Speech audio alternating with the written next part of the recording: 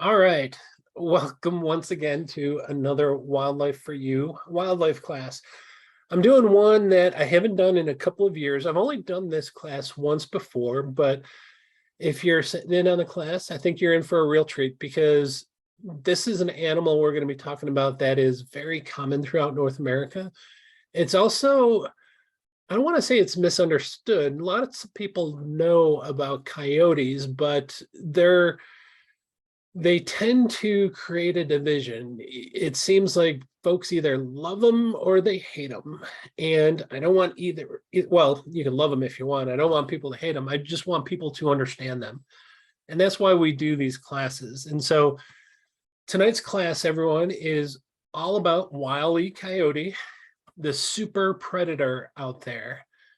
And you all know who I am. I'm Daryl Radijak. I'm a wildlife biologist, carnivore specialist.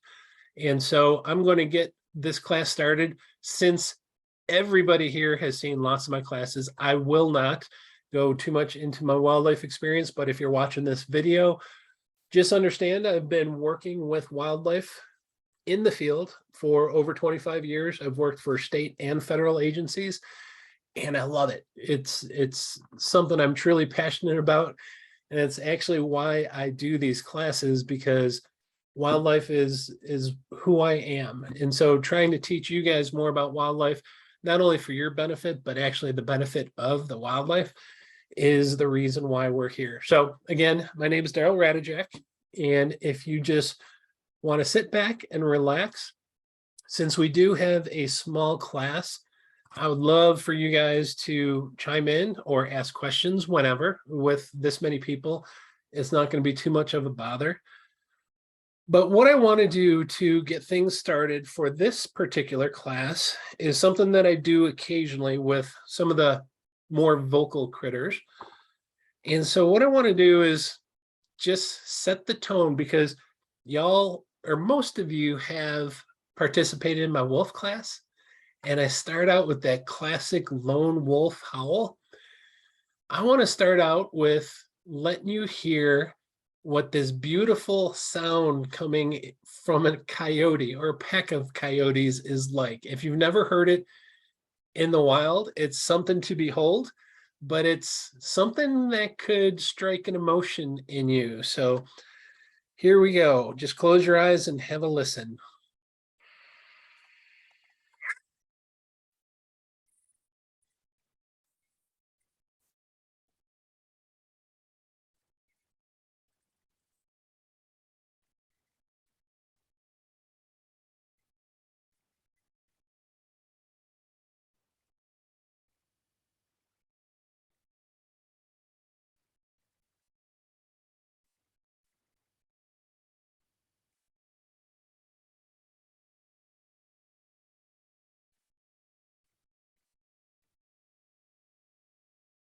All right.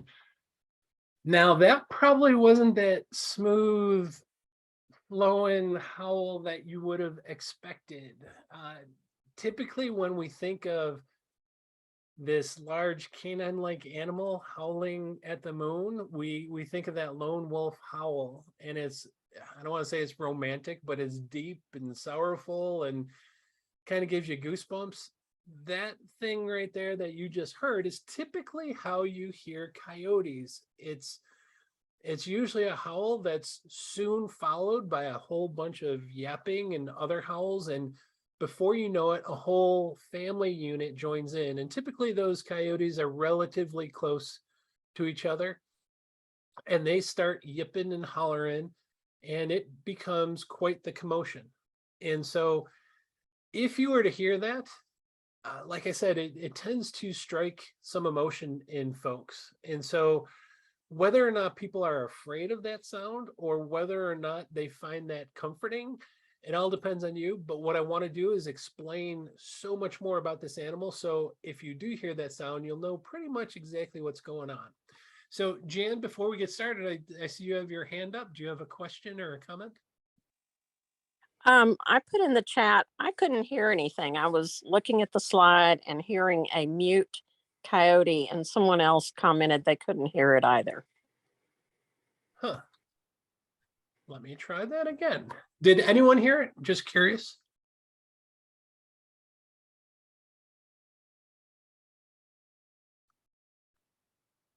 Trish, were you able to hear anything?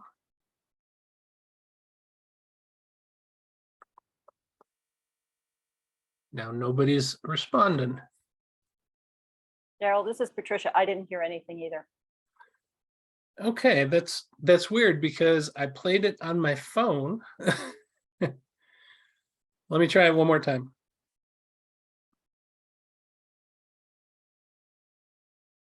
All right, let me know if you hear this.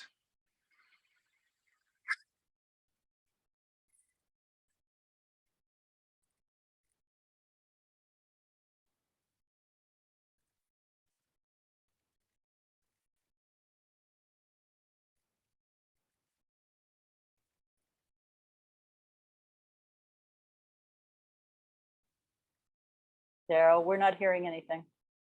Okay. That is the craziest thing because I am playing it. You can hear my voice, correct? And I'm playing it on my phone, and why the microphone's not picking it up is beyond me. But anyway, let me let me describe. You all have probably heard a pack of coyotes go off. It is not that smooth sounding. In fact, that's your homework, is to just Google a pack of coyotes howling. And what you'll find is it's mostly yipping and yelping. A whole family unit usually joins in, and it's not that sweet serenade of that lone wolf howl. It's kind of scattered all over the place, and it could strike some people as, oh my gosh, what is that? And I'm sure that is definitely what happens. And so go ahead and Google that coyote howl when we're done. But what I want to do is explain more about this animal that you might hear, because like I said, it is a very controversial animal in that some people absolutely love this thing, but others really don't want coyotes around. And all I want to do, I'll let you decide for yourself, but I just want to provide you as much information as possible regarding the animal itself. All right. I am still stumped. It is crazy because I was playing that through my phone, and the fact that you could hear my voice but not my phone is beyond me. Anyway, all right, so jumping into today's presentation, what we're going to be doing, we're going to be talking quite a bit about this animal here, Coyote latrans. Don't worry, I'm not going to be testing you on the scientific name or anything. But what I want to do to start off is talk about where you find this animal. Where do you find coyotes roaming around in North America? And so if you look at the current range of these critters, you will see that you find them pretty much everywhere. In the lower 48, even in Alaska, you're going to find coyotes pretty much across the entire country. Obviously, they go almost throughout the entire continent of North America. However, that northeasternmost part of the continent, they have not yet taken over. But pretty much from the southern tip of Central America all the way throughout that Alaskan peninsula, you're going to find coyotes living. And so what's really cool about that is, in order to dominate that landscape, think about it, they're living in those hot, arid areas in Central America, all the way up to Alaska and everything in between. So these animals, what it means is they're tremendously adaptable.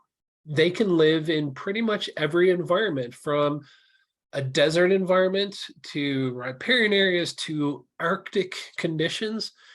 And so in order to be able to do that, you've got to be extremely resourceful. You got to be able to secure enough resources, enough food in order to survive. And you got to be able to reproduce and keep carrying on your species.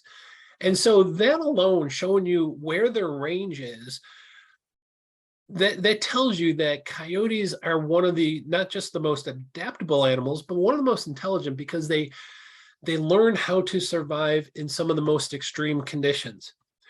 But here's the thing, folks, this was not always the case. If you look if we were able to look back into North America a long time ago, like 400 or 500 years ago, you will see that coyotes typically did not range all over the North American continent. In fact, their historical range, which is that darkest coloration there, right in the middle part of North America, that is where their historical range was. So that area was pretty much dominated by coyotes before 1700. They weren't found in the eastern half of the United States. They weren't found in the far western half, and they were rarely found all the way up into Canada. And so predominantly they were this Midwestern species. They were like a Great Plains, kind of southwestern open area type of species, or a canine. And so they flourished in those really open type of habitats.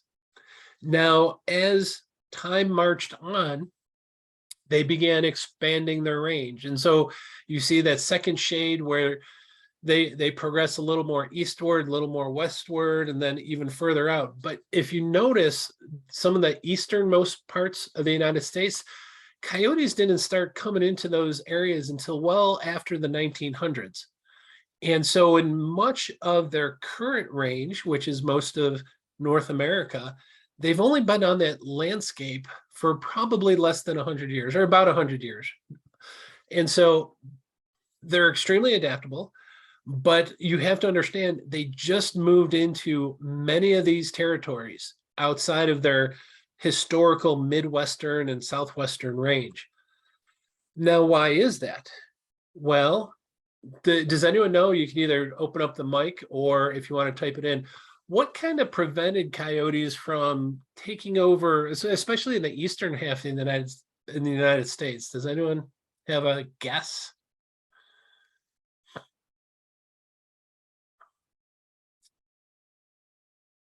Nobody? All right. Well, one of the main reasons, well, really quick question. Can everybody hear me?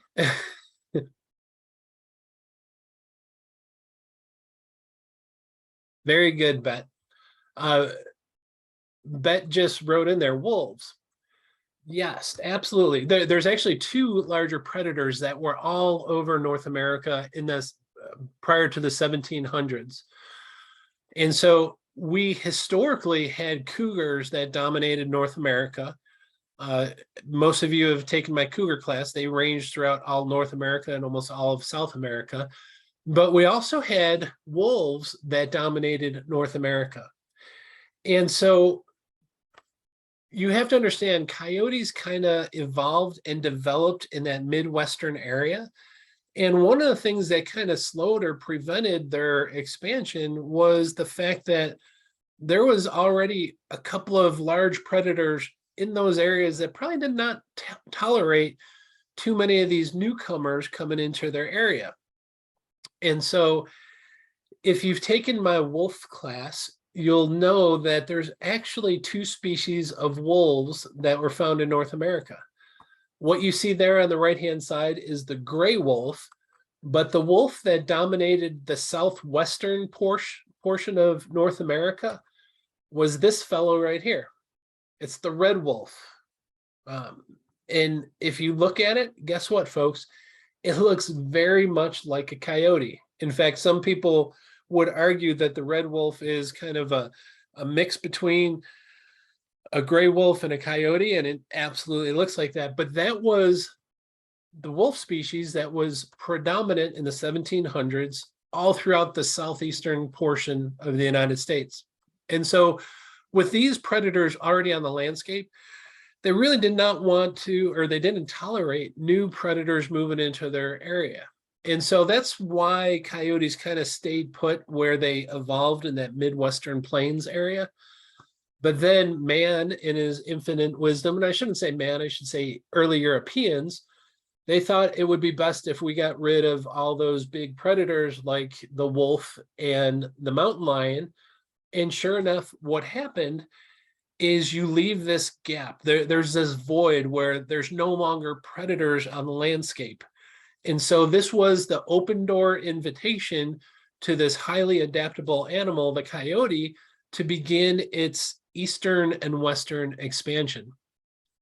And so that leads us to a really interesting question, which is, are coyotes native animals when you're talking about coyotes in the eastern parts of the United States? Now, I'm not going to give you a definitive answer here because I hear this discussed all the time where people say, oh, they're not native. Typically, when we're talking about native species, we're talking about species that would never, ever be there if it wasn't for an introduction by man. So a non-native species is something that was brought to a new area because of man. Coyotes, that wasn't it. Coyotes kind of expanded their range naturally.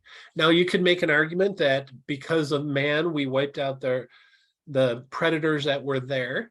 So that's a good argument, but I think it's a really interesting question, and you could sit around a campfire and talk about this for a long time, whether or not coyotes should be considered native or non-native, because they did get to all parts of North America, not because we were moving them and introducing them, but because they simply expanded their range. So I think it definitely is something that's really interesting and cool to think about and even discuss, as long as you discuss civilly, because we can't do that anymore today. Anyway, what I want to do now, though, is to dive into coyote biology. And so one of the things we can start off talking about coyotes, since, and I have mentioned wolves quite a bit, is explain the difference between the two species. These are two canine or canid species found in North America, and they could be somewhat similar looking, but there are definite differences to them. First off, you will see right out the gate is wolves are much larger. You are talking a large wolf will weigh anywhere between 80 to 120 pounds, whereas a coyote typically is only tipping the scales between 20 to 50 pounds. So it's at least twice, if not 3 times larger. The wolf is 2 to 3 times larger than a typical coyote. So the size alone is a big tip-off. Now, you can use some other characteristics. They're not as dependable. For example, the coloration, wolves typically will be this whitish gray type of coloration, but there's so many exceptions to that. On the flip side, coyotes tend to have this, I'll use a biological term, this fulvous type of coloration, where it's kind of like a reddish, grayish, tawny type of coloration. And so you can use that. But once again, there's so much variation. You could have completely gray and white looking coyotes. And so coloration is not the best way to discern between a wolf and a coyote. One of the things that you could look at is the ears. On a coyote, the ears tend to be really large in comparison to the face. But I think one of the best features when you're looking at, especially if you have a photograph, a head-on photograph, is the snout. A coyote's snout tends to be extremely narrow, whereas the wolf snout tends to be much more broader. And so if you have a photograph of this canine type of animal that's facing you and you don't have anything within that photo to give perspective, one of the best things that I usually start with is just what does that snout look like on their face. And you can see a coyote has a much more narrow snout. And so to give you an idea, one of the things, I talked about this in a couple of my other classes, probably about 5 or 6 years ago, might have been longer than that. I had to take a trip up to Wyoming I was actually doing an interview up there. But as I was waiting in there upstairs, they had this wolf mount, a full-blooded gray wolf that was unfortunately killed in Wyoming. And I sat there next to it. And the thing, you look at a picture and you're like, okay, that looks like a wolf. I've seen this in a museum or I saw it at the zoo. But until you're up close and nose to nose with an actual wolf or a mount of an actual wolf, you have no idea how big it is. And so I literally took the paw in my hand, and I've got, I would say, a pretty big hand, and look at the size of that paw in my hand. And so it absolutely, without a doubt, is a much larger animal than a coyote. And so you have to understand, if I was holding a coyote paw in my hand, I could wrap my fingers around it. It's a much more daintier paw. So size alone, coyotes are much smaller than the typical wolf. It's not that was my hand, I swear, I promise you. I won't talk much about this. You guys are probably sick of seeing this slide. It's one of my more well-used slides. One of the things, we won't even talk about the feline tracks on the left, but if you look at the track in the middle, the domestic dog versus coyote, because these are probably the two most common tracks that you'll find are canine tracks, and it's usually either going to be a dog or a coyote. And one of the things I look for, besides being a much larger, rounder print, look at the nails. If you see like really blunt, and when I'm referring to blunt nails in a print, it's usually thick, heavier nails. That's typically from a domestic dog, because y'all know I've got two dogs, and we periodically cut their nails, and they get big nails. And because we trim their nails, that face that hits the ground, whether or not it's sand or mud or whatever, tends to leave a much larger nail print. The coyote nails tend to be much sharper. So when they hit the ground, you're going to have much smaller type of register with a nail. And that's typically indicative of a coyote. You can also look at some other characteristics, such as the gait on it and different things like that. But the more you learn about tracking, it's, by all means, take a look at my animal track class. It definitely is a really cool thing when you can go out there and kind of discern not just that it's a canine, but whether or not it's a domestic dog or a canine. And I'm going to throw out my normal, typical warning. Don't just get on Google and type in tracks, because you're liable to get a whole lot of bad information. So make sure wherever you do look for information, make sure it's a reliable source. Okay, I'm going to talk about coyotes, the difference between coyotes and wolves one more time before we move on from here. So once again, here's a picture of a coyote, and this is where they're found throughout North America. Here is a picture of a gray wolf. Here is where wolves are found in the lower 48. I'm not including Canada and Alaska, because everyone on my class tonight is in the lower 48, I believe. So this is where you find gray wolves. There's those three distinct populations. You got that greater Yellowstone area, the Western Great Lakes area, and then a small area in between New Mexico and Arizona where we have that Mexican wolf, which is a subspecies of gray wolf. And so if you are outside of any of those areas and you're trying to figure out if you're looking at a wolf or a gray wolf, if you're trying to discern between a gray wolf and a coyote, and you're outside of those three red blotches, lean towards it being a coyote, because gray wolves typically are not found outside of these areas. One may wander a great distance, but you have no idea how many times I'm talking to people in somewhere in the Southeast, and they swear it was a wolf because it looked like a wolf. Odds of a gray wolf wandering that far is very remote, and if it did, we would pretty much know about it. Obviously, it could be an escaped captive wolf, but for the most part, if you see a wild canine outside of those red areas, it's most likely going to be that coyote. All right. I forgot to take these out. So we're going to continue with the physical traits. And again, we're going to talk about what they look like. And so coyotes are a much daintier canine. They're definitely smaller, and I guess daintier is the best word when you compare it to a gray wolf. Now, I will tell you, coyotes typically are more stout than a fox, which is another canine, but y'all, completely different species. And so they can be long and leggy, like you see in this photo here, but they can also be pretty stout looking. Now, obviously, the photo on the left, you can actually see some sagebrush in the background there. So it's probably a southwestern type of coyote. The one on the right is, you see the snow there, so it's probably more from the north. I will give, I don't know what I'll give. I wish I had a prize to give away.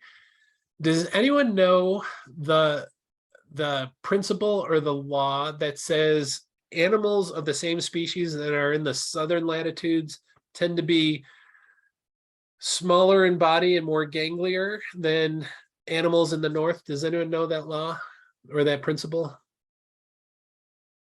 I even talked about it on a podcast once. Well, there's actually, I don't know what you're trying to say, Lori. There's actually two principles, and they both apply to coyotes here. The first one is body size, and that is called Bergman's law. It used to be called Bergman's law, now it's Bergman's principle. Really, really close, Lori. Not Bernoulli, but Bergman's. And so if you have the same species that occupies a huge, huge geographic area, the animals in the southern part of that tend to be smaller body size, where those animals in the northern part tend to be larger body size. And that has to do with conserving energy or conserving heat. And so smaller body size there. Another law is called, or another principle is called Allen's principle. Again, I talked about this on a podcast once, and it's where those animals in the more southern latitudes tend to have longer, more ganglier appendages, whether or not they're legs or ears or whatever. Same reasoning. It's for conservation of heat. And so you get bigger, shorter, stout animals in the north compared to the south. So anyway, I thought that was really cool. But the main thing is, these are all coyotes, and there can be tremendous variation between the looks of a coyote from one geographic region to another. Now, if you followed me long enough, you know I'm not a big fan of subspecies, but they identified up to 19 different subspecies of coyotes, which I don't like because they're constantly mixing. And so whether or not the genetics works holds true to that. Typically, when they started developing subspecies, they were just going off physical characteristics, but a lot of times they're finding that they're not really subspecies at all. So if these look really cool because although they're the same animal, they look kind of different, what about this thing? Believe it or not, this too is a coyote. It's got a little bit wider muzzle, but you can see the ears are really big. But this is what we call a melanistic coyote. And so they can definitely carry all sorts of different color variations. And if there's any type of color of a coyote that is most often mistaken as a wolf, it's this guy here. I don't know how many black wolf reports I have received. And typically when I would get the picture of it from a trail camera, I can point out the ears and the muzzle and show to the folks that it actually is a coyote in black fur. So, all right. Question here. Can anyone take a guess what this is or what you think this might be?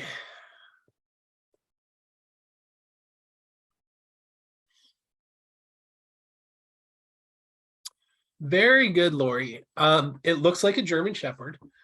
What this is, but look at those ears. That's not indicative of a German Shepherd. That's more indicative of a coyote. And so what this is this particular photo is where a coyote and a domestic dog cross, and it could very well have been a German Shepherd, but you will hear lots and lots of people talk about coy dogs. Oh, there's coy dogs roaming on the mountainside. There's coy dogs all over the place. And I want to put an end to that because populations of coy dogs typically don't exist. There might be a coy dog that survives, But here's the thing. One of the reasons when we're talking about a coy dog, we're usually talking about that first offspring, that F1 offspring. I know that's a technical term, but it's the result of a pure coyote and a pure dog mating and producing this mix, this coy dog. Now, they can mate. They can actually produce offspring. The problem is, and they will survive. Oftentimes, those offspring don't do well. A lot of times they're sterile, or they're just not physically fit in order to survive.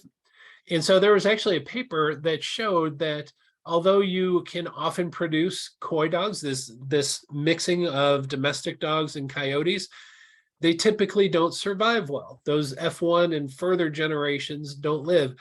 And one of the reasons, obviously, there's some physical characteristics that hurt, but behavioral characteristics also come into play for their lack of survival in the wild.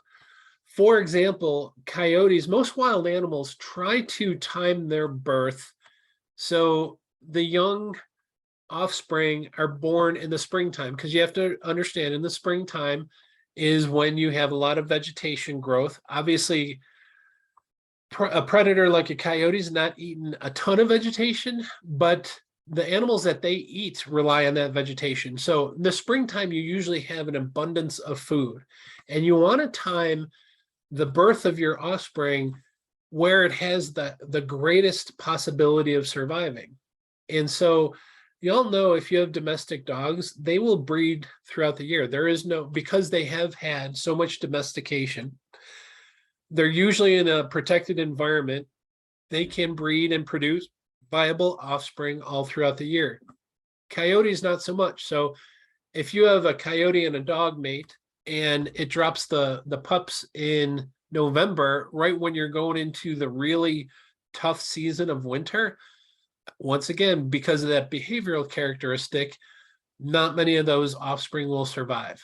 And so the bottom line is coy dogs are a possibility, but they don't survive well. So the people that talk about, oh, there's coy dogs all over the place, that is simply not the case. So let's talk a little bit. I mentioned it a few seconds ago, but we'll talk a little bit about that reproduction because it's kind of interesting.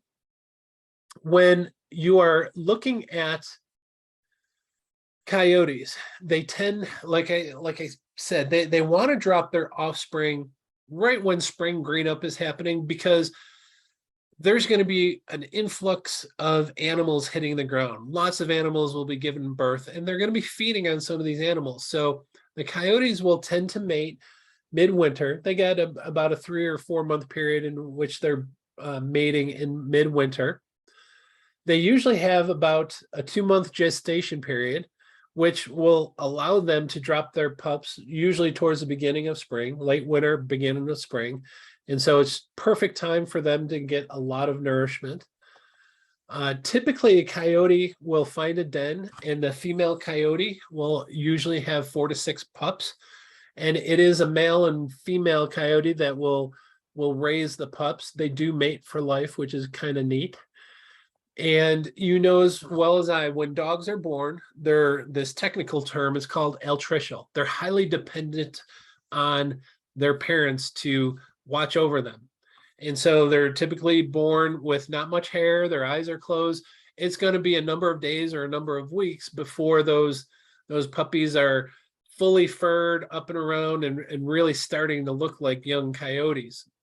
The cool thing with that, though, is, well, they're fairly small, usually about a half a pound to a pound at birth, but usually by 6 weeks of age, they are able to run around and get around. So they're going to be staying by that den, waiting for mom or dad to bring back some food for them. But they will hit adulthood relatively quickly. By about 8 months of age, those coyotes are going to be on their own and be able to hunt for themselves.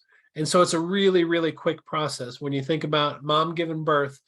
And within 8 months, all of her offspring are pretty much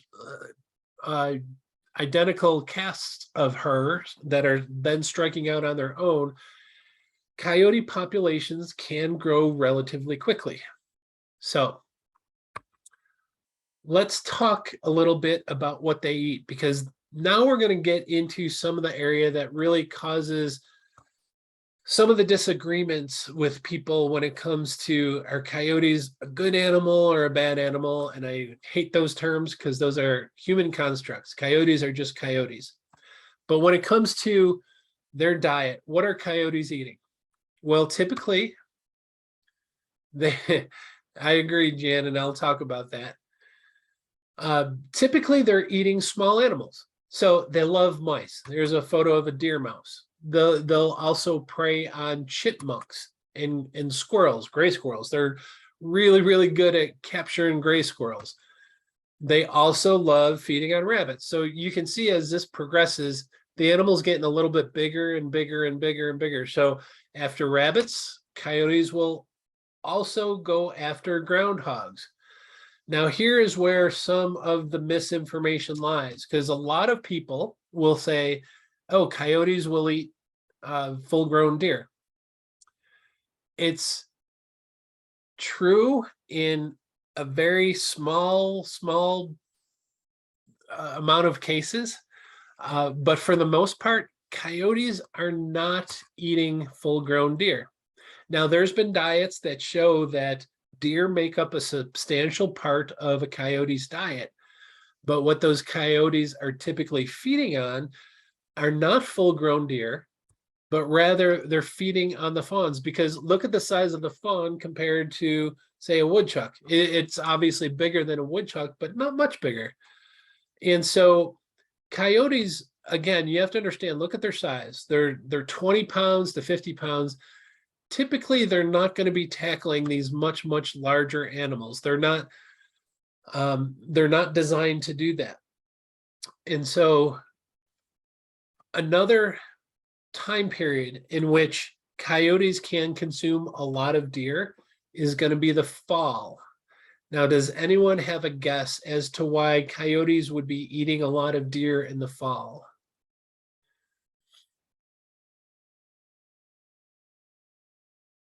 Something I do.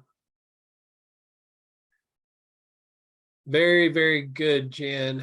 During the fall is all over North America, there is a lot of hunting that takes place, a lot of deer hunting especially. And so when deer are harvested, oftentimes the hunters will field dress the deer. So they'll gut the deer. And so these coyotes are scavengers. Besides eating fresh meat that they kill, they will also scavenge carcasses. Sometimes some of the deer might not be recovered, but oftentimes they're feeding on gut piles or some of these other deer that they find during the fall. And so, yes, you will see quite a bit of their diet consists of white-tailed deer. Typically, a coyote is not going to be taking down healthy adult deer. Believe it or not, though, and this is what I found really interesting, when I was living in New Mexico a couple of years ago, there was actually a study that was taking place in the western part of the state that had an overabundance of coyotes in an area, and the elk herd was kind of suffering from it because during that spring season, those elk were dropping their calves, and you can see those are pretty small calves, and they made for a wonderful meal for coyotes. So coyotes can absolutely have an impact on deer and elk populations if the situation is right. If there's a lot of coyotes and not many deer or elk, or if the habitat is not in the best of shape and there's not a lot of places for those deer and elk to hide their offspring, it makes it easier for the coyotes to find. But absolutely, coyotes can have an impact on some of these deer populations. And so that's one of the reasons why they're sometimes vilified as being so detrimental, is they tend to eat a lot of the animals that people love to see. Well, believe it or not, folks, it doesn't stop with just that. Believe it or not, coyotes, they're omnivores. They will eat whatever they find. So they find crawfish or crayfish, they will eat that. They'll eat whatever insects they can get their mouth on or find. Believe it or not, they'll even eat acorns or berries if they're hard pressed to find food. And so, yes, Patricia, They will. I'm so glad you brought that up. And for those that are monitoring the chat, Patricia mentioned turkeys. Coyotes will kill a turkey. If they can catch an adult turkey, they will take it. You have to understand, though, cats are usually better designed at capturing birds than dogs. Y'all know what your house cat or a house cat looks like. It will stalk a bird, has amazing jumping ability, very stealthy. Dogs aren't the best at catching birds, but they can. What they can catch relatively easy are the poults. The poults are the young turkeys, and that's where they can have an impact on turkeys. But here, this next slide or this next photo I'm going to show you is where coyotes really get their bad name, because besides eating all of those food resources right there, which is completely natural and completely what they're supposed to be eating, they can also eat these things.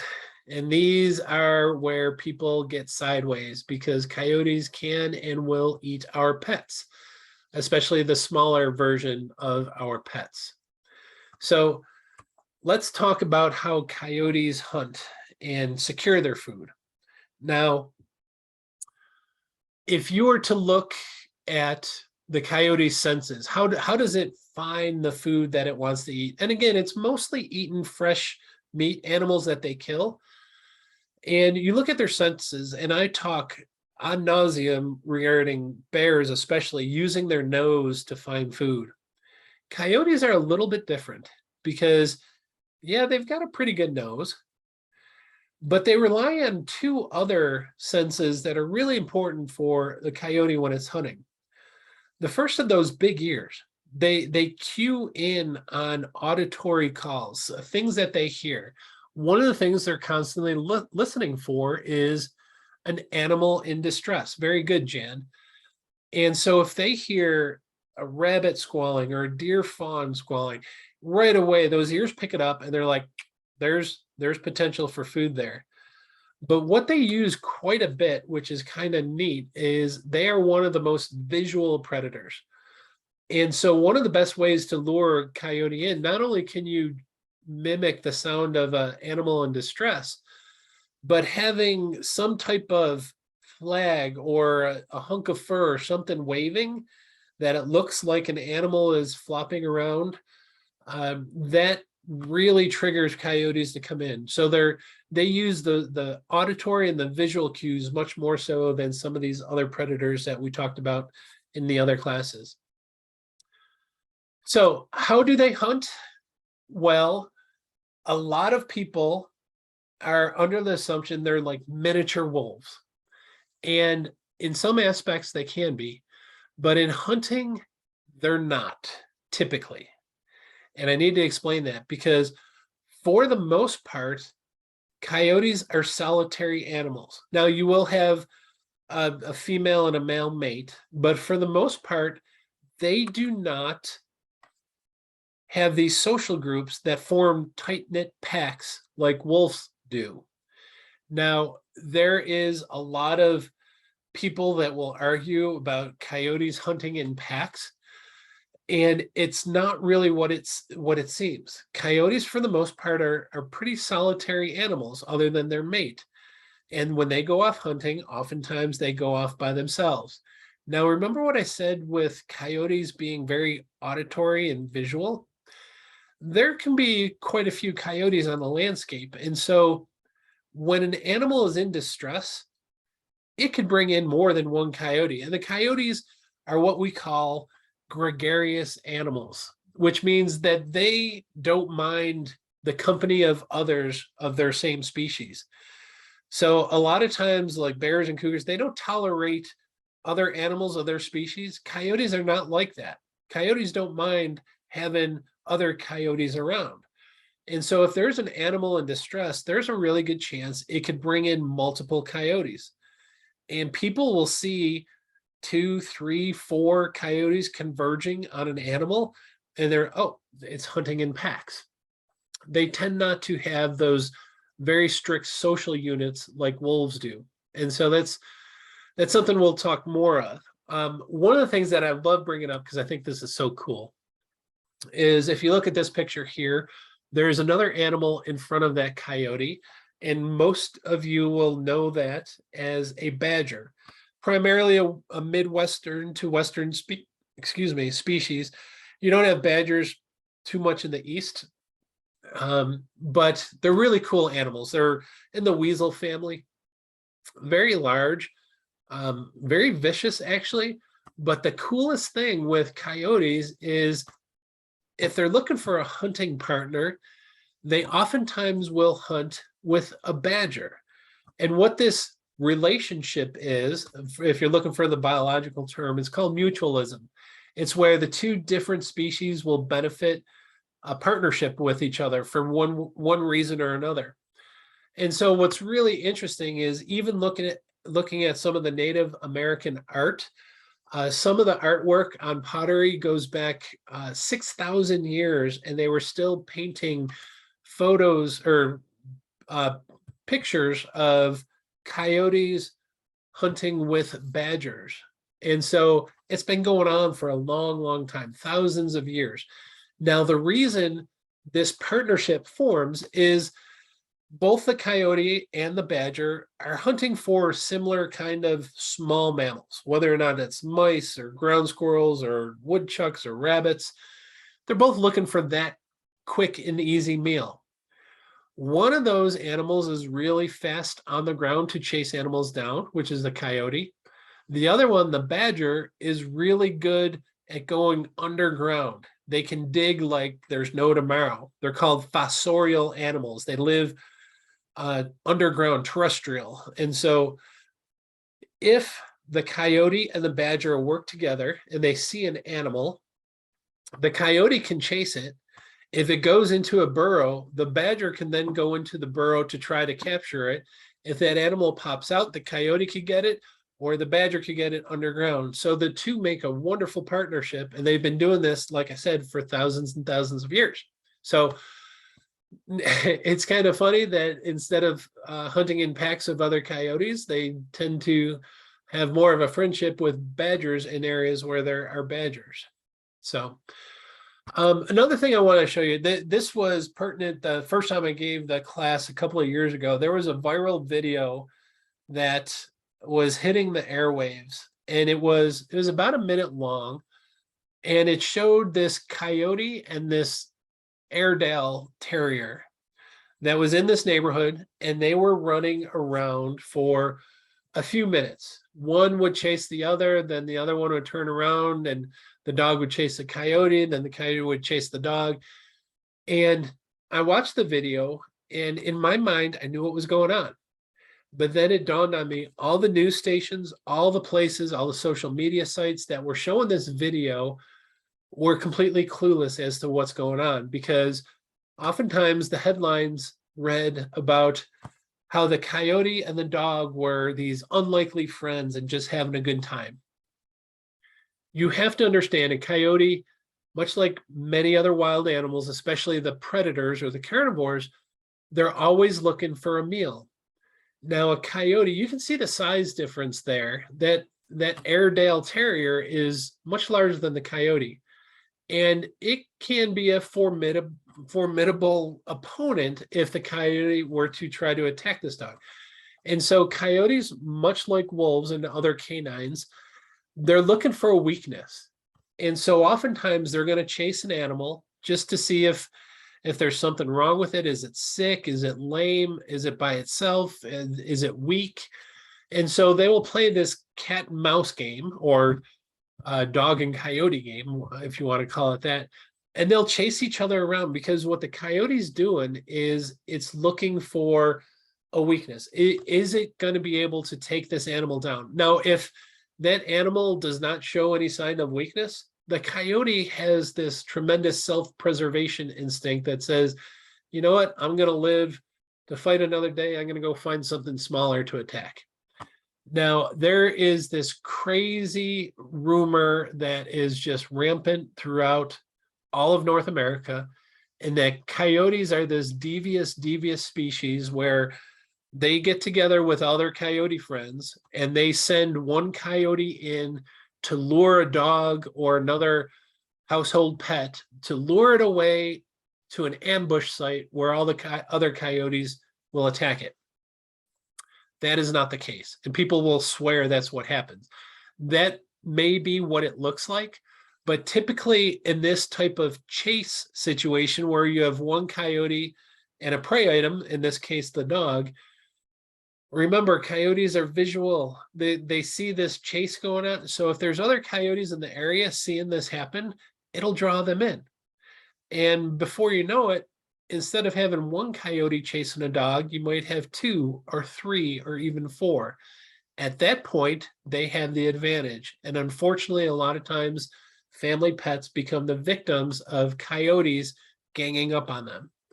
And so, anyway, interesting stuff with how coyotes hunt, but we sometimes give them too much credit in that they plan these attacks, and it's not like that. It's simply their hunting tactic. So let's talk a little bit about urbanization. Why are we even talking about coyotes? We know they go all over North America, but believe it or not, they go in areas where people typically wouldn't expect a coyote. And what I'm talking about is in these more urban areas, in these cities where you're actually going to find coyotes living within the city. Now, why is that? Why would this type of habitat be a good habitat for coyotes to thrive? Well, if you look at most towns or cities, oftentimes we're not talking about the giant metropolitan areas, although they will be found in those metropolitan areas, but those rural locations like you see in the map here, or in the slide here, they're surrounded by wonderful wildlife habitat. Why would that concentration of human development be so enticing for a coyote? Well, it's really simple. It's because there's a ton of food there. When you think of humans and where humans live, what do they have? Well, they're going to have gardens. They're going to plant either ornamentals in their front yard or even vegetable gardens in their backyard. And what do a lot of wildlife like? Rabbits, mice, a lot of these birds, they love coming into these gardens to feed. And obviously that's going to be the perfect food for coyotes. Another thing that they like, and this is where those big metropolitan areas do come into play. You look at cities like Chicago and New York City, they have these rat problems. Rats are the perfect food source for coyotes. So it's ringing a dinner bell for them. A lot of times people in these urban or suburban areas, they love to feed their pets outdoors. So if they're putting cat food or dog food out there, they're literally feeding the coyotes as well.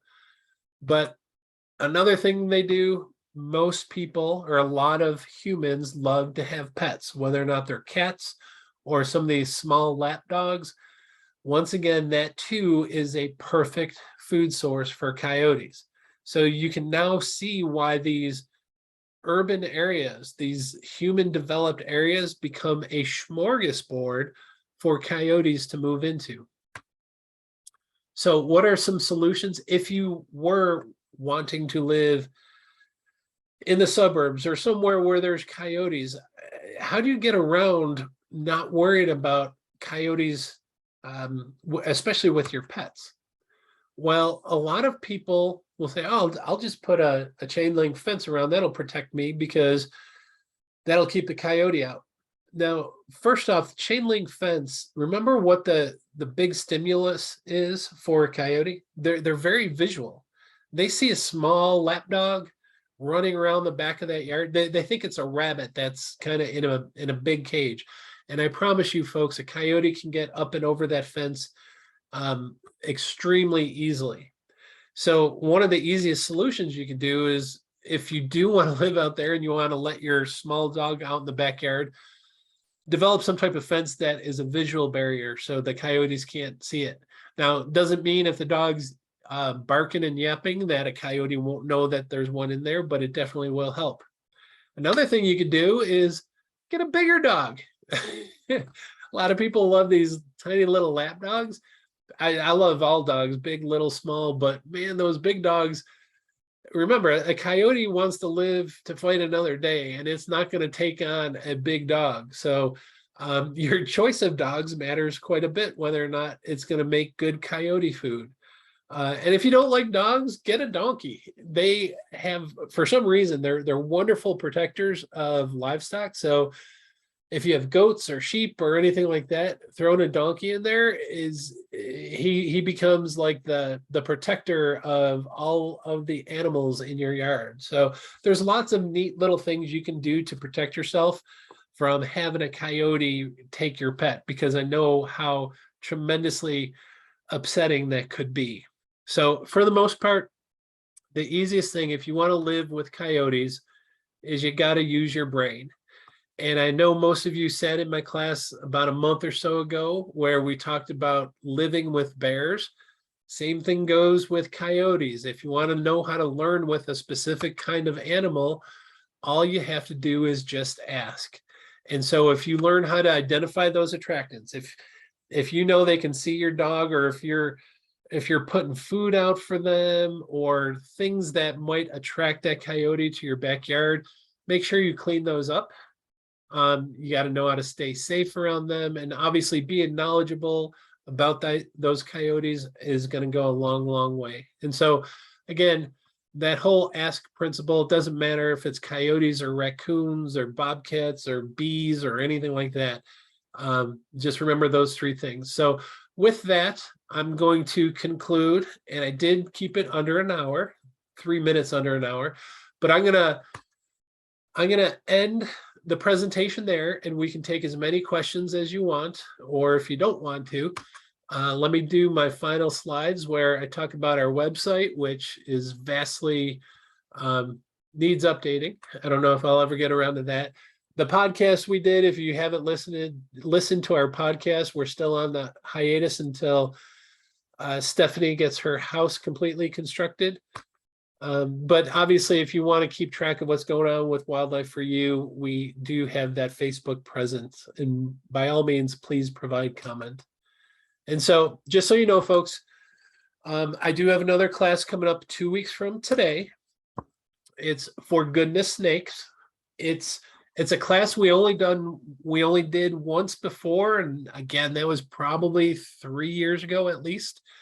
And so this is going to be a good refresher. If you know anyone that has a fear of snakes, when I send you the invite for the next class, by all means, if there's someone that is fearful of snakes, this would be a great class to go to, because it'll teach you why snakes are good, but what snakes you got to watch out for. So with that, we do all these classes, and I absolutely love doing these classes, but I will leave it. Remember, when it comes to wildlife, your knowledge often means their existence. But with that, I'm going to ask if there's any questions, and I'll be happy to stay on as long as you want. And by all means, feel free to unmute yourself. So Jan, you have your hand up still? Yes, I had a question, because when you look at animals, sometimes you look for the dominant feature as to what they use hunting, like the snout, or whether they have small ears, big eyes, small eyes. Yeah. And I was wondering if the coyote's hearing is so good. I've observed some in a pasture type setting that will stop and just stare at the ground and then cock their head, like trying to get an ear very close to the ground, and then like just jump up and pounce, but there's nothing above ground. Can they hear things under the ground, or Yes. the vibration? Very, very astute observation there, Jan, because that's exactly what they're doing. Look at the photo there. Those ears, they're big ears. They're pointed forward. They're kind of like radar discs. And besides the coyote, foxes are notorious for this. Foxes also have big ears. And so if you look at the food sources I mentioned, primarily they're eating mice, voles, rabbits, things that might be underground under some leaf litter. In the wintertime, it could be under snow. And so like I said, very astute observation. What they'll do is, if they're sitting there and they can detect, they can hear the mouse that is rummaging in this photo here, could be under the grass. And that's what they'll do. They'll just focus their attention, and they focus those ears to try to draw a bead on exactly where that sound is coming from. And then they'll do the pounce. And I could go, in fact, I'll go to my title slide again real quick.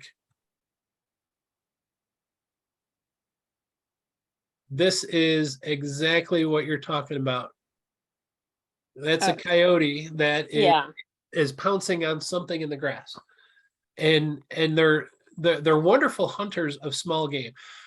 Why people think coyotes are this huge predator of larger game? Now, understand, I totally get it, because oftentimes, obviously, hunters, but farmers really don't like coyotes around because they got to worry about calves.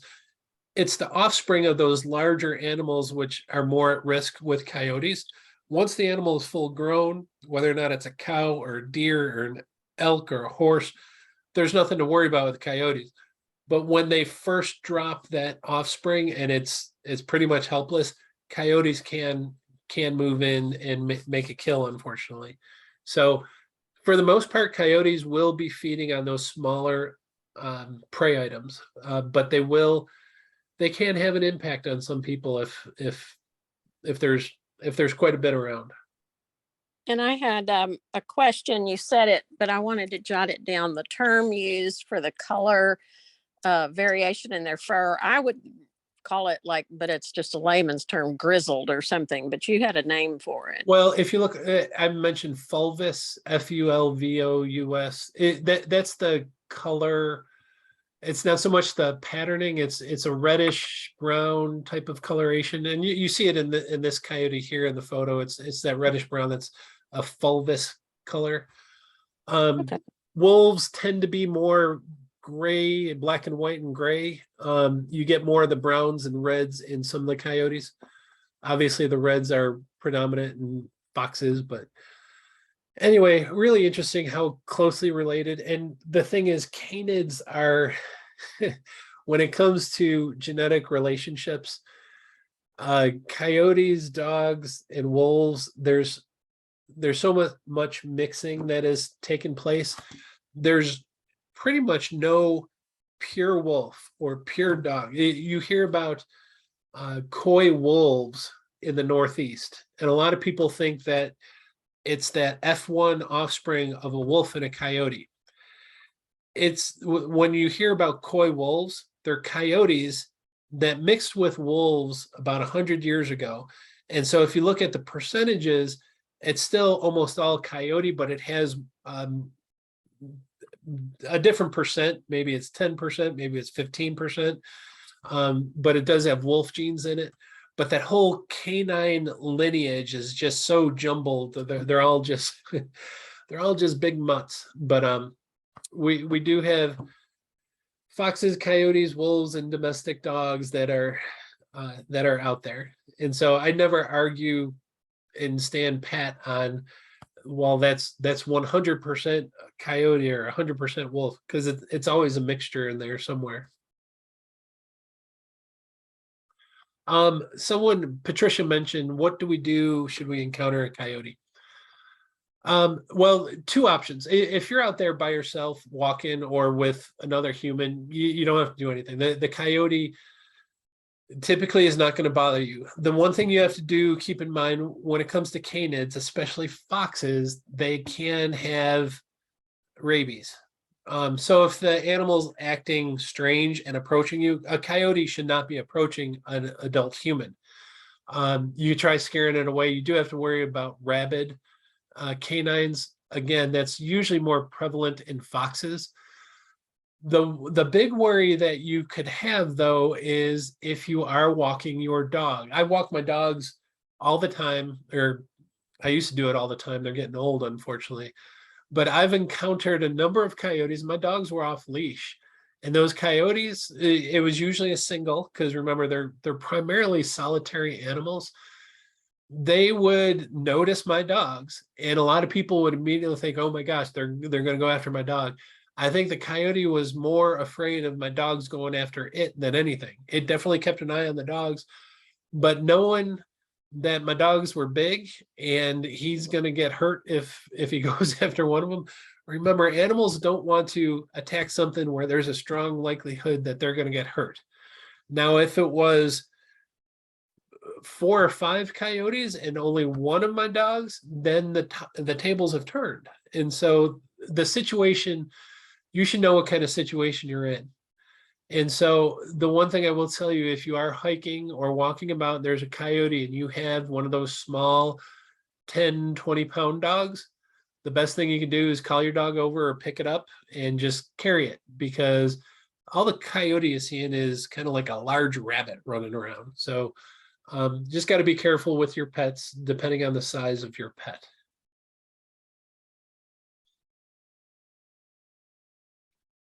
All right. Okay, Jan asked a question, are domestic dogs descendants of wolves? Yes, a domestic dog is, it's a domesticated gray wolf, but you have to understand that this domestication took place thousands, 10,000 years ago. And so there has been so much selection, because when humans domesticate animals, they control the breeding. And so you look at a gray wolf and you look at a pug, they don't look anything alike. But if you look at their genes, they share, I forget the percentage, but it's 98, 99% of the genes are very similar.